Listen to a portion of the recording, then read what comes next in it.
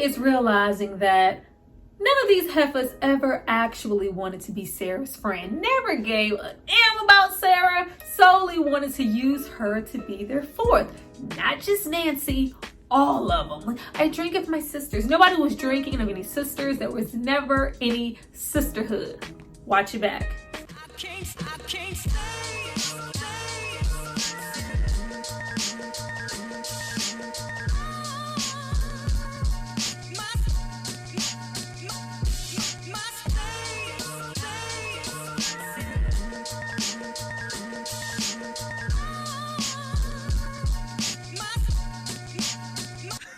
Hi you guys, welcome back to my channel. It's Tyra here with another struggle review, here to discuss The Craft.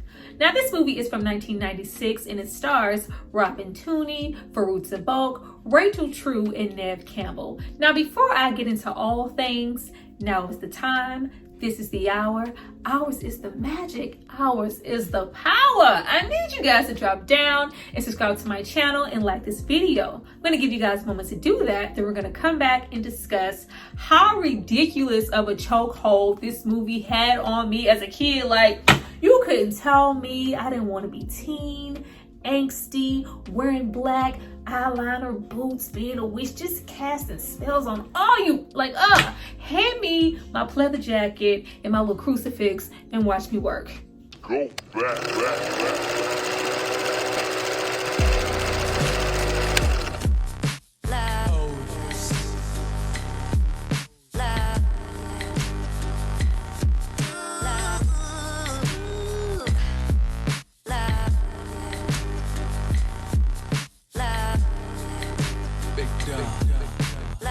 Now that you guys have hopefully subscribed to see more of me, let's get into this movie. But before we jump into the video, I have to give a shout out to the person who paid for it and requested it. So if you happen to cast a full-blown love spell that goes terribly wrong, it's not because of me. It's because of this person right here. Thank you so much for supporting me and paying for this content. Now, I was very surprised to see that this movie was written and directed all by a man, Mr. Andrew Fleming. I always felt like this movie gave off a Jennifer's Body, Ginger Snap type of tease.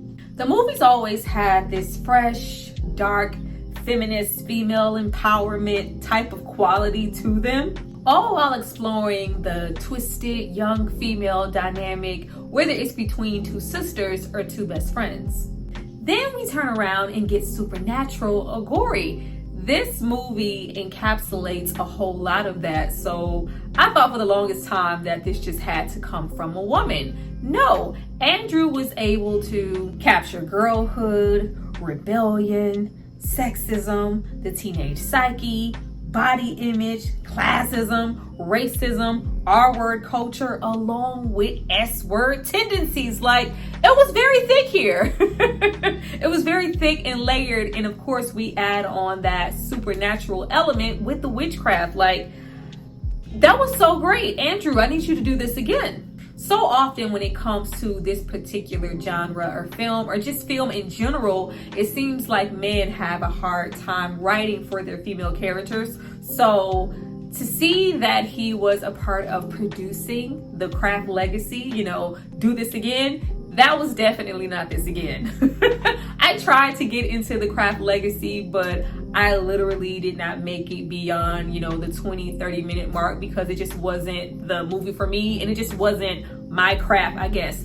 The Craft was just a whole freaking movement and just so influential in so many ways. Clothes, fashion, makeup, music, these were not the traditional witches that we were used to seeing on television. Either extra beautiful, wholesome, or mischievous with a long nose and warts to match, maybe green skin. They were so different, so alternative, so angsty. This is the only movie I ever legitimately watched and was like, you know what? What's up with the Ouija boards? What's up with them incantation spells, a little witchcraft, nature worship? Maybe I should get a couple of crucifixes. You know, it just piques so much of your interest. The movie had the ability to make this lifestyle look so appealing, and we had some of the best characters here that we never forgot moving forward. Now, right away, we are introduced to a young teenage Sarah here in her wig. Let's go ahead and pause for the wig. I knew coming up that something was real off about Sarah's edges. Not that it was super noticeable back then, but it was just like something, it wasn't registering in my mind because we don't pay attention to those things, but we had on a full-blown wig due to her shaving her head bald for a previous role. And you know, we didn't take out any time back then to pluck any edges, so it's just real even around Sarah's face. But we are introduced to her moving to San Francisco with her father as well as her stepmother. Not only is she the new girl in school without any friends, but to make it even worse, Sarah is mentally recovering from an attempt to take her own self out. But that is all about to change because Sarah might just be the fourth that Nancy, Bonnie, and Rochelle have been waiting on. A group of outcast girls also dealing with their very own internal struggles, just like Sarah. We have ringleader Nancy, much darker in appearance in comparison to all the other girls. I love how the girls' wardrobe here is its very own character. The further and further we see them progress into, you know, the witchcraft and what they can and can't do, the further they go with the fashions. And we see right away all over Nancy's body what her insecurities are. Now, young Tyra just thought, you know, Nancy, she's such a rebel. She's such an outcast and her clothes are just always a little disheveled and wrinkled because she just couldn't care. But watching it now, you can clearly see that Nancy didn't really have it financially to have fresh new uniforms and look as clean and tailored as the other girls because she simply couldn't afford it. That is one of her biggest burdens in the movie, that she is considered to be white trash. Living in this trailer with her alcoholic, neglectful mother and her equally abusive, predatory stepfather. And even though all the girls have a reputation for being weird around the school, being a little off, Nancy is personally antagonized and attacked by Chris Hooker, aka Skeet, aka Billy Loomis. The fact that this was my first time even noticing that that was the same actor and that Neve Campbell was standing right over there, and that by the end of this same year they would release Screen and of course, you know, Blow Up and all those other good things. But I didn't even notice that they were in this film together up until this most recent watch. In fact, Robin Tunney had to be coerced and asked to even portray the lead role of Sarah. She wanted to play the background and be Bonnie. Neve Campbell, who of course went on to be the big breakout star here with things like Scream, that whole franchise, Wild Things. But if I had to put my money on anybody to just really pop off in a major way from this movie, it was always gonna be Nancy Downs. Like, Fairuza Balk is just so amazing here, and I feel like I only remember seeing her in The Waterboy, and of course she did some child acting work in things like Return to Oz, but from this, I just expected to see her everywhere. She is so amazing and carries this film on her back. I don't care. Nancy is the pull, the draw, soaks up every single ounce of screen time that she gets. The progression of her character from when we first meet Nancy until she is just full blown out of it is absolutely insane and so fun to watch every single time. Without that, this movie would not stand out as much as it did. But Nancy is slut-shamed and trash-talked to no end by Chris along with his gang because they clearly had a mutual encounter that Chris regrets, and to save face, he throws mud on her name every single opportunity that he gets to get underneath Nancy's skin. Only problem is, Nancy is already giving main character energy the moment that we meet her. I love the writing of Nancy, and I know Nancy is not the main character. You know, we're really supposed to be here for Sarah, but I just love the way that Nancy was written. She is just so oddly kind of low-key an antagonist herself around the school. Really being that hard ass, reveling in that treatment that she receives, all while dishing it out. But we do know that it's to mask how she really feels. Nancy is extremely bothered and extremely hurt about how she is treated, but you'll never know that. But in the meantime, while I'm dishing it out, hoping that you guys are just as miserable as I am, even though I know you aren't, what I can do is fantasize about what I would do if and when I finally got some real power. Now we also have Bonnie, who has been horribly burned since childhood from a car accident that has left her body mostly covered in scars. She lacks self-confidence and is normally dressed to hide herself and avoid judgment, feeling less attractive and longing for the beauty and attention that she feels like all the other girls receive. Bonnie even goes as far as subjecting herself to these really painful scar removal treatments. Shy, soft-spoken, even though she is the main one searching for that fourth member, takes the craft the most seriously and is also the most knowledgeable. Now, out of the three, Rochelle has got to be the most overlooked. Let's get into Rachel True.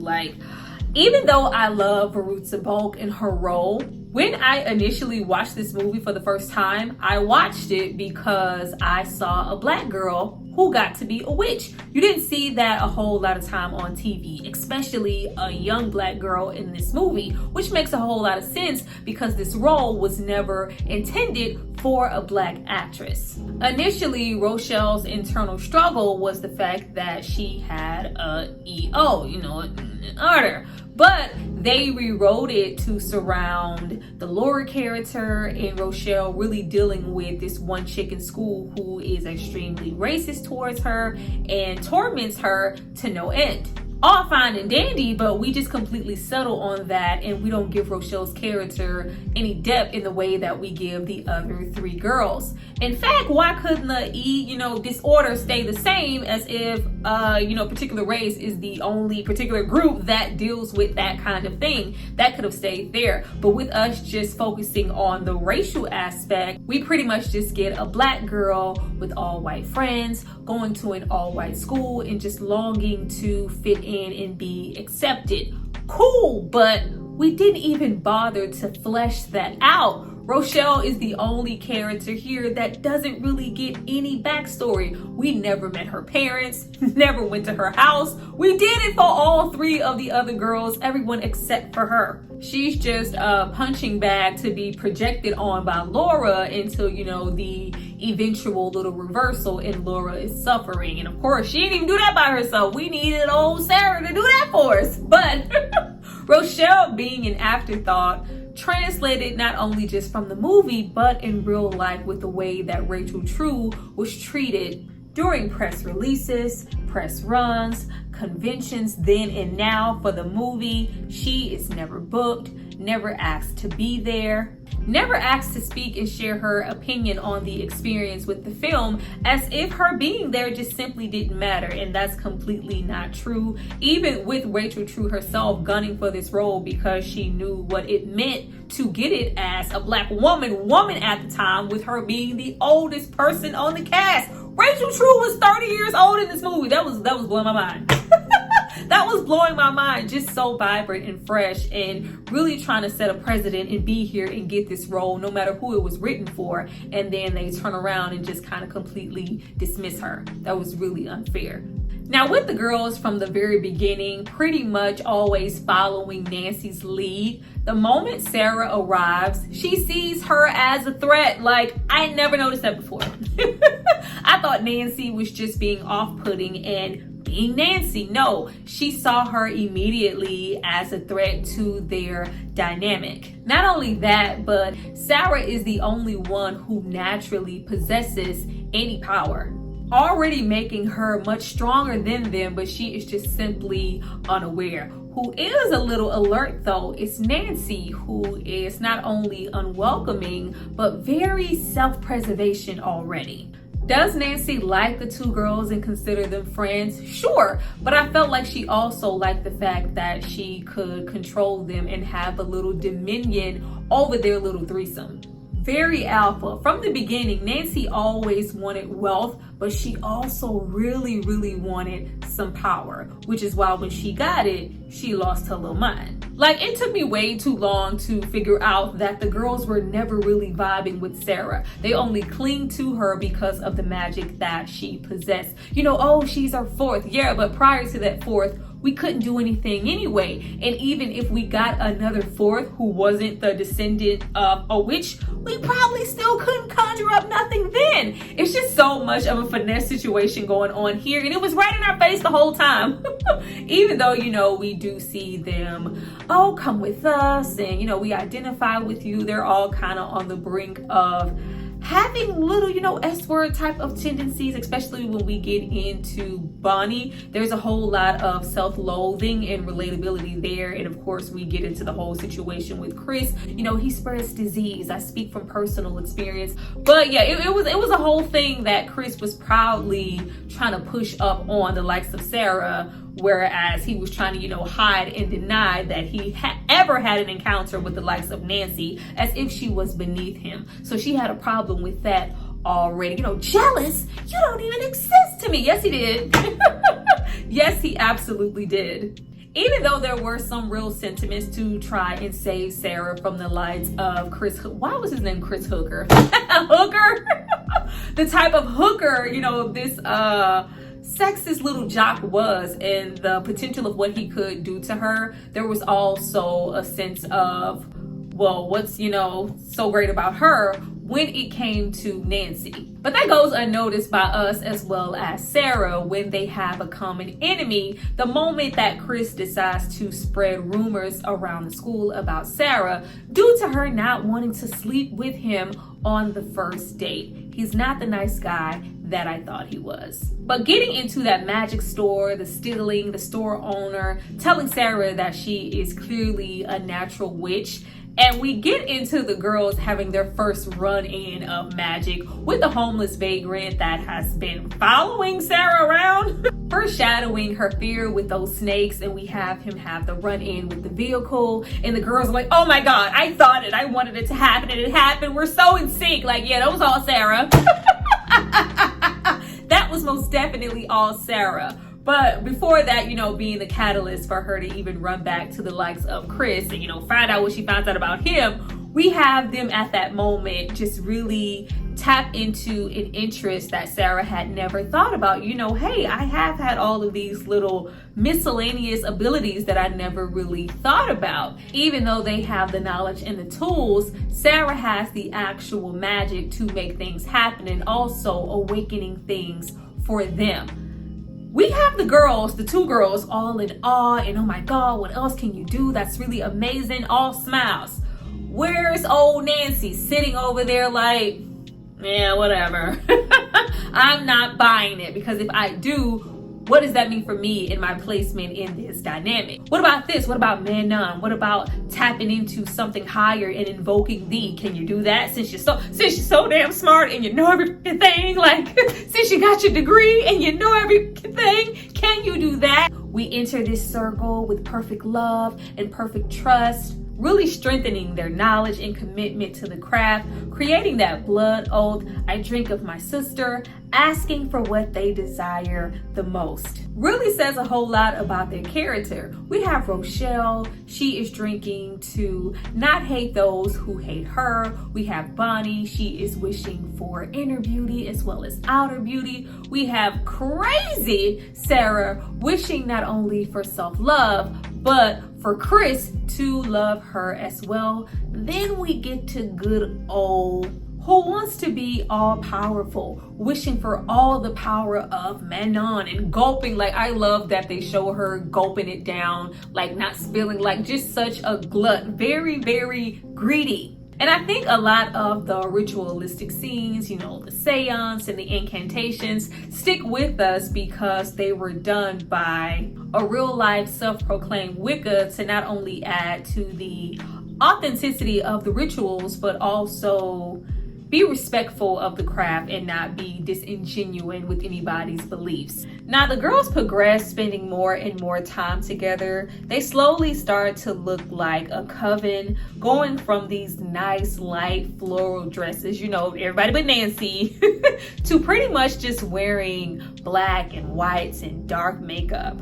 But as the store owner warned them, magic isn't all fun and games. Magic always comes with a price. So as their desires slowly start to come into fruition, we see the girls start to change for the worse. Now, Sarah, being our natural witch, gets what she desires for herself as well as the girls right off the bat, longing for the likes of Chris to want her. Now, it's all fun and games, laughable and innocent at first, until Chris becomes so engulfed that he begins to obsess over, stalk, and follow Sarah. Rochelle's nemesis begins to go completely bald, with her hair beginning to fall out, giving her this ugly appearance, making her feel as insecure outside as Rochelle has felt inside this entire time. We have Bonnie and the girls all magically pop out along with her neck and her back the moment that her scars are removed, giving her the confidence, all that attraction and attention that she always wanted. Meanwhile, Nancy begins to grow more and more distant and resents the fact that Sarah is able to make all of these things happen for herself, all of these things happen for her sisters, and Nancy couldn't seem to remove Bonnie's scars no matter how hard she tried. All the spells, the iconic light as a feather, stiff as a board situation that we love to do at a good old sleepover was all because of Sarah. Nancy does not find any comfort until she conjures up enough magic on her own through her rage, giving her stepfather a massive heart attack, leaving them magically with a large lump sum of money. We moved out of the trailer, got us a nice high-rise apartment, buying all the things we ever wanted at the little witchcraft store, but that's not enough. Now when Sarah is constantly being followed by Chris and changing her hair color like you change your drawers, oh no, we need to invoke thee. Now, once we hail to the guardians of the watchtower and invoke thee, Nancy is literally walking on water with the power of Menon. I love how frightened the girls look, like, oh my God, like we were not prepared to go this far. Should we really have tried to call those four corners? And now that we have, the last person that needed to possess this much power is the likes of Nancy. I can feel him. He's flowing through me. I invoke thee. These are my gifts. Like, you can automatically see that she is drunken with this power and cannot wait to use it. Not taking into consideration the reckless behavior, not even thinking about the fact that the actual store owner stated, whatever you give out, it comes back to you tenfold, and the magic is only as good or as bad as the witch that possesses it. And right now, it's in the possession of Nancy. Bonnie is living her best life, showing all her cleavage, and has become a whole narcissist. I always hated how they just really didn't let Rochelle bask in her spell. Like, girl, you wanted this. They were always depicting her to have all of this grief and like, oh, not your, it just keeps falling out. Like, oh, not your hair. Like, girl, if I could, oh, Laura, like, oh, you're wearing a wig now. Like, oh, girl, let bask in that. She should have took it a step further and just gave her ass a permanent tan. Like, it just wasn't enough. It was not enough. But everything comes to a violent head when we have Sarah go to Chris again. Like, why are we steady hanging out with Chris? He is, of course, engaging with her and loving what she's saying because he is under a spell. But the moment that she tries to distance herself, the moment that she doesn't want to interact with him in that way, he proceeds to try and assault her, and she has to physically run away from Chris. The spell has gone completely astray. Once again, what you give out, you get back tenfold. You wanted him to love and desire you, but now it's detrimental. Now, this just happens to be the perfect excuse for Nancy to go completely rogue. Nobody is really acknowledging the fact that Chris was under a spell this whole time. Asshole or not, we did not deserve to die. Especially if he wouldn't have normally behaved like this if he was not underneath the spell. This only intensified some of the desires that he had in such a negative way. This was never about Sarah. Nancy wanted to get back at Chris for how he treated her. Jealous? You don't even exist to me. Oh, he definitely existed, and she was definitely jealous of Sarah. Should you be treating women like disposable toys? Absolutely not. But this isn't really about that. This is about me. You not claiming me, you bashing me, tarnishing my name, and not even admitting to the fact that maybe we were intimate. because I'm that trash and you're that ashamed. Out the window you go. Oh, do you see the sense of satisfaction that she gets once his ass hits the pavement? Oh, so evil. I love when she tries to entice him and she glamours herself to look like Sarah. Just really good writing at that point in the movie. I bind you, Nancy, for doing harm. Harm against yourself and harm against other people. Why she go and do that? Why she go and do that if she was not about that life? Showing where their loyalties always lied, Sarah is instantly ostracized, low-key harassed, threatened, taunted, and intimidated merely because they saw Sarah as a threat to their current state of power and magic. In fact, we no longer need you. We have the potential to make every single day of your life so miserable that you should just go ahead and off yourself.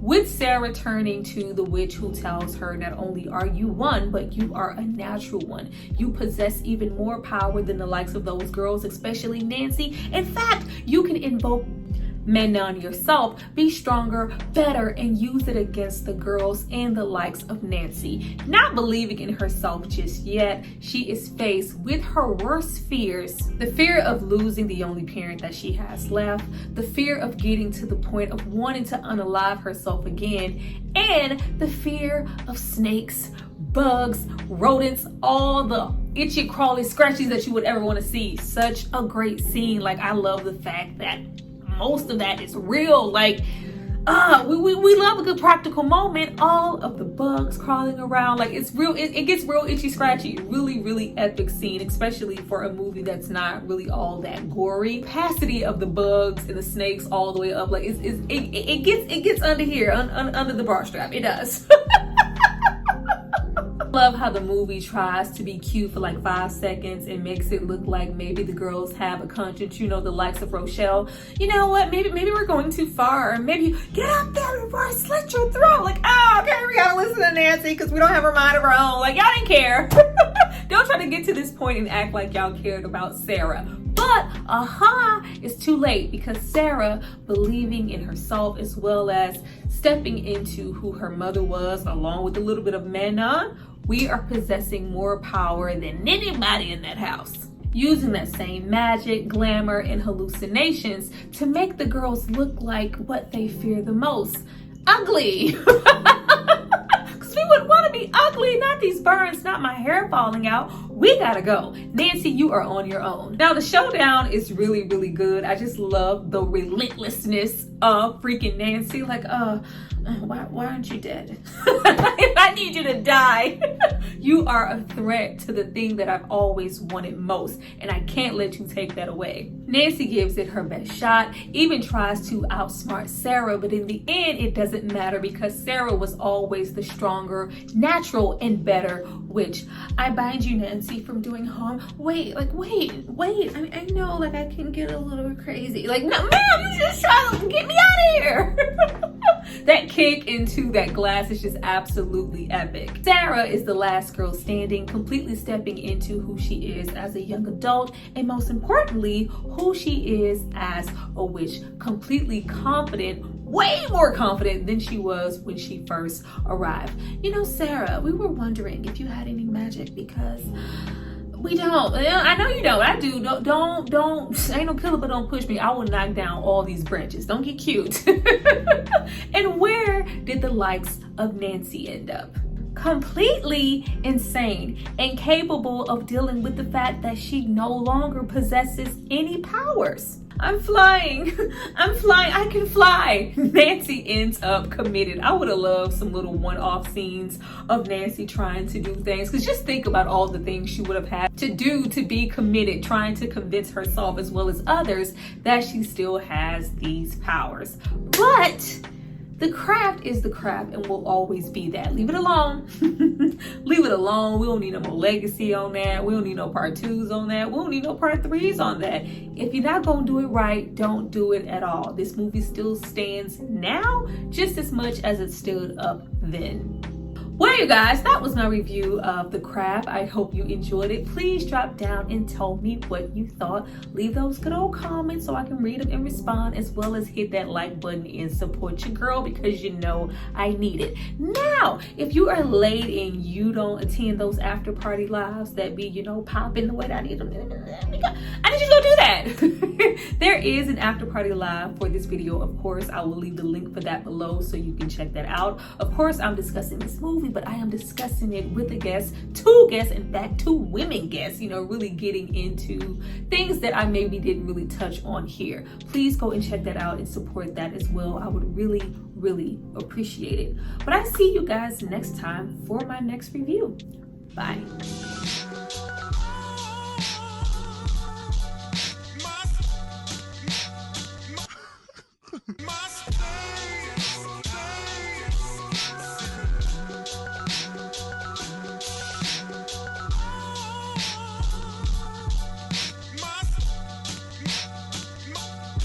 Commissioner!